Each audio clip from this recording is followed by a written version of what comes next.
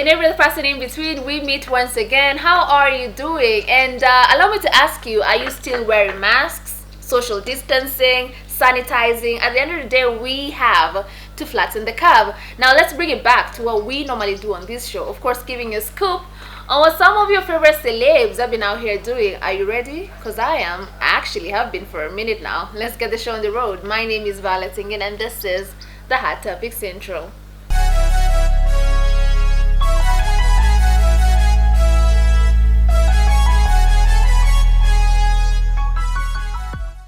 Alright, story number one. Ni Bahati tena.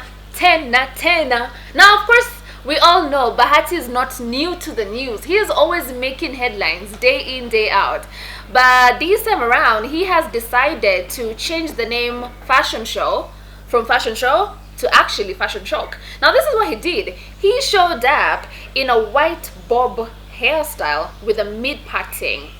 And I was a little bit confused. Is it a music video you want to shoot? Or are you signed up for a movie role? Or are you now endorsing the product?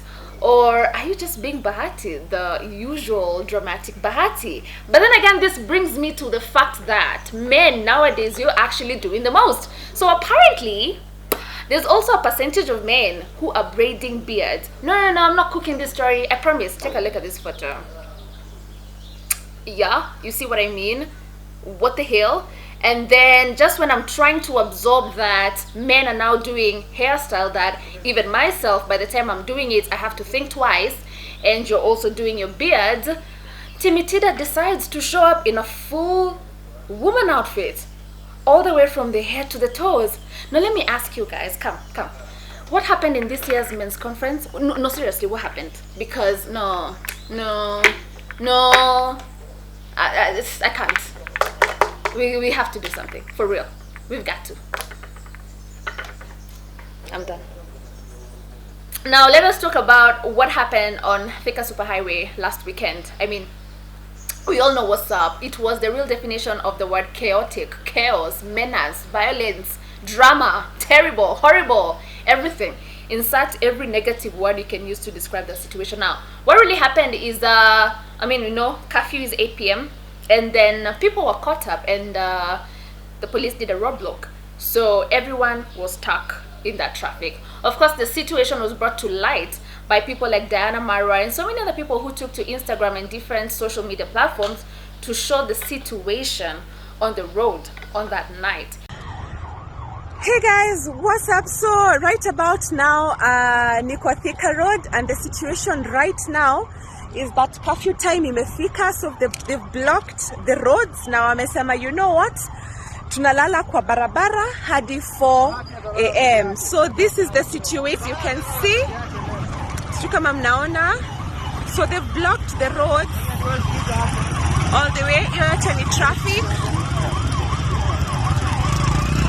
So that's the situation. Barabara zimefungwa kutoka huko juu, hakuna gari zinaenda, hakuna gari zinarudi. Kuna ambulance pale, kuna mgonjwa. So huyo mgonjwa pia anafaa kae hapo. As you can see guys, this is just before Mountain Mall. Mountain Mall iko kule mbele. Don't know if you can see it. Oh Lord. So that is, and definitely it was not a sight that you want to see, because we had a woman who was taking her sick child to hospital. We had a woman in labor. We had people from different households who, and this is what I'm thinking actually. You see, during the week, people who do these other jobs apart from office jobs, I'm talking about salons, people who sell outfits, barbershops, I think the weekends are the only time they can actually make some money, because now people leave work real quick and home because there's a curfew and the weather nowadays is horrible. So I'm trying to imagine this particular person who was just trying to compensate for a week long of making no money, and you have rent to pay, and then you probably leave your place at work at 7, and then this happens to you, and then you're wondering, okay, what are we supposed to do in this situation, to be honest? Because it was really, really bad. This caught the attention of literally every single person in the country, and some of the celebrities decided to talk about it. For instance, Calligraph reached out to Raila, also reached out to the deputy president, and he even went ahead to say that should he help the situation, he is willing to campaign for him for free. And he also made it clear that he is not endorsing any political party. He is just trying to find a solution to what is happening right now, because to be honest, people are really doing terribly bad. But you see, his sentiments caught a couple of people in the wrong way, because we have other artists like Otile Brown who came out and spoke up and said, I don't think we need to promise them campaign for free. They just need to step in and help us. And many other people were of that opinion.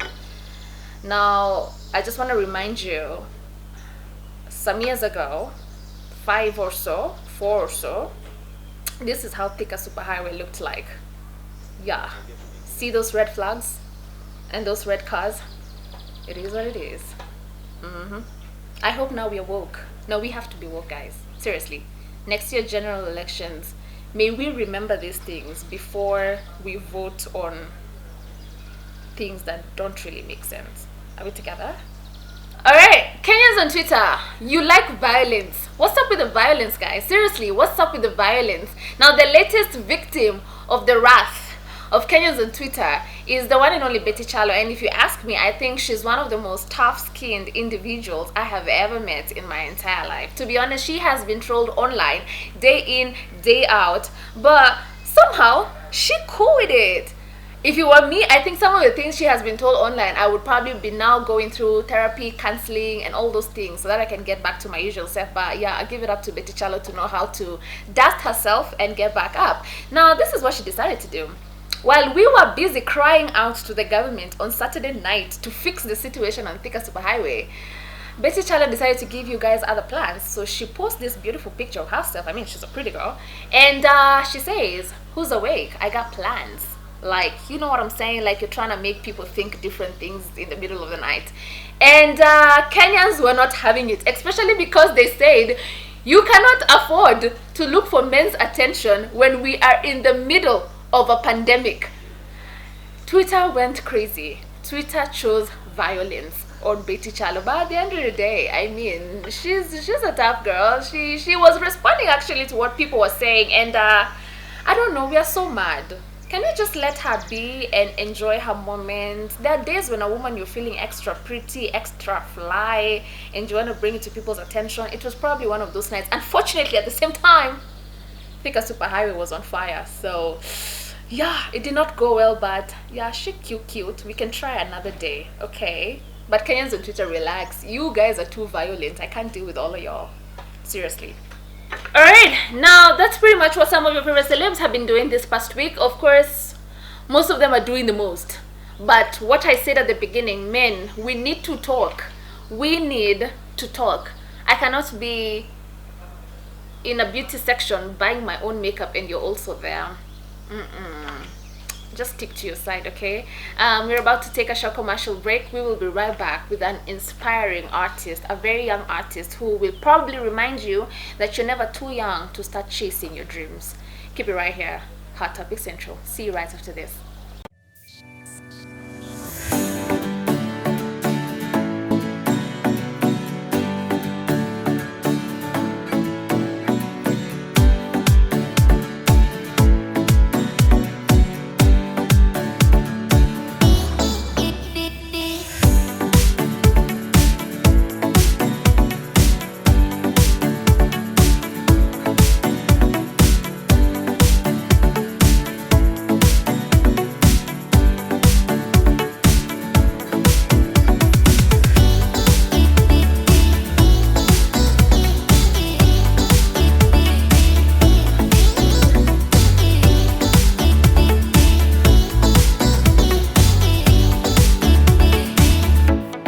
Welcome back. If you're just joining us, before we went on a break, I told you my guest right about now will help you realize that you're never too young to start chasing your dreams. I am joined by the one and only Dante, 16-year-old, still in high school, but still doing amazing work, great music, great videos, out here chasing his passion while still maintaining the basic standards of being in school. How amazing is that? Other 16-year-olds, how are you? Mnatengeneza memes? Msiogope, See others. Welcome to the show. Thank you. Thank you so much for coming. Ushaanza kuka superstar when you're still young. By the time sasa unafika your age, see hatutaku afford, we will be tutakuwa tunakutafuta everywhere. It's all about God, man. Yeah. It's all about God. Nimefika siwezi sema nguvu zangu, nguvu za Mungu manze. Alright. You're 16, unafanya muziki. Ulianza kufanya muziki when? Nilianza kufanya muziki 2014. Na that was when I was 10 years. Now I'm 16. I'm almost turning 17 mwezi wa 6. Ah, really? Yeah. So nilianza muziki, but that time sikuwa na ile capability ya kwenda studio kurecord wimbo kwa sababu kwetu sisi we are not well off, hatukuwa well off actually that time.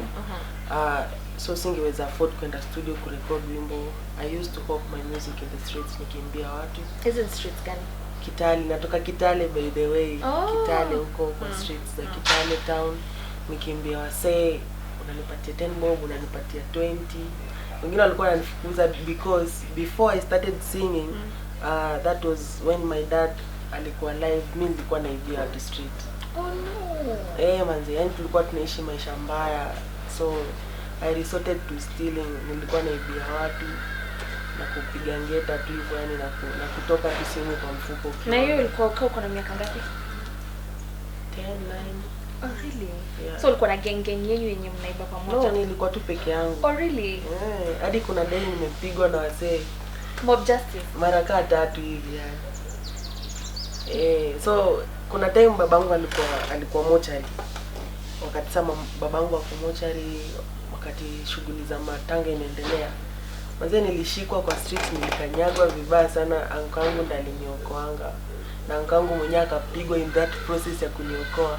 So hiyo kitu ilini hard sana kwa akili, that's why nikaamua tu there is a better way naweza fanya ni earn pesa in a legit way, in a legal way. Na nikaanza muziki, na from there the mom akwa impressed kwanza na shughuli nafanya kwa sababu before nilikuwa namsumbua. Nilikuwa msumbufu tu, mom nilikuwa nimemchosha akili sana. So hadi hakuwa supportive mara kwanza, but wakati nilirecord wimbo wangu ya kwanza nimeenda street, nimechanga 3k, nimeenda studio nikarecord wimbo wangu ya kwanza. Mama kusikiza ngoma kwanza alilia. Yani so from there mama akaanza kukubali pole na akaanza kunisupport. Ngoma yako ya kwanza ilikuwa inaitwaje? My first song ilikuwa inaitwa Mawazo, yani hebu tupatie kidogo. Naelezea ilikuwa naelezea story yangu ya life, like dada lidedi, mama kateseka. Usituelezee venye ilikuwa, tunataka kusikia. You want to sing? Okay. Yeah. Nakumbuka baba alipokufa, nae mama akateseka, majirani hapa kule walicheka. So inaenda tu kitu kayo yani, ina flow na story yangu vile ilikuwa yani. Tulikuwa tunatupwa nje, vitu zetu zinatupwa nje, like neighbors walikuwa wanatucheka, tunalala njaa, unasikia tu umeme inanukia kwa jirani, then oh no. So but now from there ukijangalia sasa hii umeprogress, you're doing good music. Na you have gotten the chance to work with Maliza Umaskini. And watu wanakusupport sasa kimuziki. And kuna watu wengi sana, young artists, even older artists wenye wanataka hiyo opportunity ya kuwork na foundation organization kama Maliza Umaskini. Wewe ulipatanaje na Maliza Umaskini? Nani aliapproach mwingine? Na relationship yenu kwa pamoja ilianzaje? So Maliza Umaskini niliwapata 2016.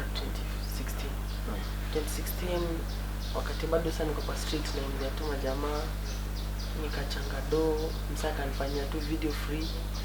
Na video yenyewe ikahit sana Kitale. So video ya hii wimbo nimekwambia inaitwa Mawazo ikahit sana Kitale huko, watu wakaipenda, nilikuwa napata mashow huko. Na bado nikarudi street kuimbia watu. So in that process kuna day hapo nimekutana na mother fulani hapo, akaniambia mimi siwezi kupatia do, but kuna watu naweza kuconnect nao, labda wanaweza kusaidia, I'm not sure. So akaniambia nipe namba mamako, in case ikuwe successful nitacontact mamako, then tutaona vile itakuwa. So nikampatia namba mamangu na nikarudi home hadi nikasahau hiyo story. Then kuna day tu hapo hadi nilikuwa nimefunga shule, holiday ya December 2016 sasa. Then that mother akapiga simu, akapigia mama wangu akamwambia hii organization ya Malizo Maskini imekubali kuniconsider, so wanakuja kunifanyia documentary, then waone kama watanisign. So that's how nikakutana na Malizo Maskini na nikafanya nao wimbo hadi sasa. So umefanya nao wimbo ngapi mpaka sasa hivi? So far zenye ziko out tumerelease wimbo 6. Yeah, tumerelease wimbo 6, but there is still more to come. Kuna nyimbo nyingi bado ziko kwa studio, bado tujafanyia video zinakuja. Yeah. Kwa hizo nyimbo 6 naona hadi uko na collaboration na Reckless, one of the biggest gengeton artists from here in Kenya. Unafilaje kuwa na master kama hao? Yeah, it's a good feeling. Ni feeling poa that kutoka kwa street nikiibia watu sasa naimbia watu, unajua yani imechange story yangu sana. Yeah, kwa kuna watu kama hao it's a breakthrough. Yeah, siwezi sema nimegharimu mkono wangu ama mwanadamu, but it's all about God. Nimekuwa yani hii story na kukua mwizi, kupigwa kwa street huko, mama wangu kuteseka, ilikuwa inanihand sana kwa akili. So naweza sema tu ni Mungu. Sometimes najiangalianga huwa siamini. Alafu I'm only 16 years, so it's a big thing. Alright. Yeah. Now bado uko shule na ndo hii fame, usanii, ustai naingia. How do you make sure unabaki pale shule, you don't get carried away with this whole? Unajua kuna watu wengine wako shule, if they get this opportunity wanasema kwa hili shule, now let me be a star. But you're trying to balance. How are you trying to balance both of them? Don't make sure none of them is sinking on one end. Vile nimekuambia niko na management. Management yangu Malizo Maskini wanna make sure that there is a schedule for me. Nikiwa home ama hata nikiwa school, wanahakisha there is a time umesoma, umemaliza assignments zako, na at the end of the day pia umefanya music, umeenda studio, umerecord, umeshoot video. So it's a schedule wanakupangia. That's why spatingi sometimes nimeenda off key, na kama nimeenda off key inakwanga very minimal time, na huwa ananirekebisha haraka. Kuna mtu anaitwa Antivusha, anakwanga mkali sana, so she's my manager actually. Shout out to Antivusha in the building. Yeah, anakwanga mkali sana, sumbua. So akiungana na mamangu anakuwa baya sana.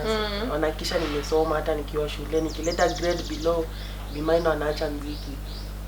Shule ni gani? We can say hi to some of the people in this school. Where do you go to school? Shule yangu inaitwa Friends Boke Boys. Yeah, and actually I'm one of the top students kwa shule. Let them know. Please say that louder.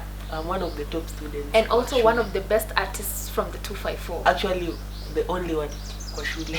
There's no other. Inaitwa kujiamini, by the way. No problem. Flex on yourself, eh? Now which other artists una matarajio kufanya nao collab in the future? Artist mwenye natamani kufanya naye collab in the future, ningependa kufanya na Nasty kutoka South Africa. Yeah, kutoka South Africa. Nasty? Wow. Yeah, ningetamani kufanya naye. Kwa nini Nasty?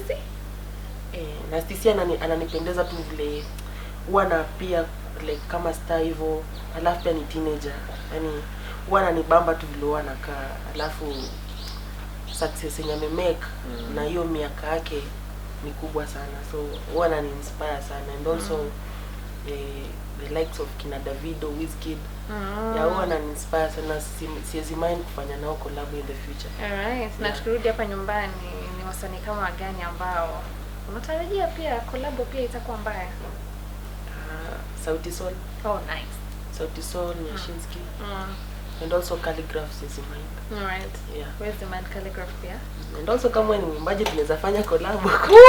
Mbona unataka nichome? Like, why do you want me to embarrass my whole family?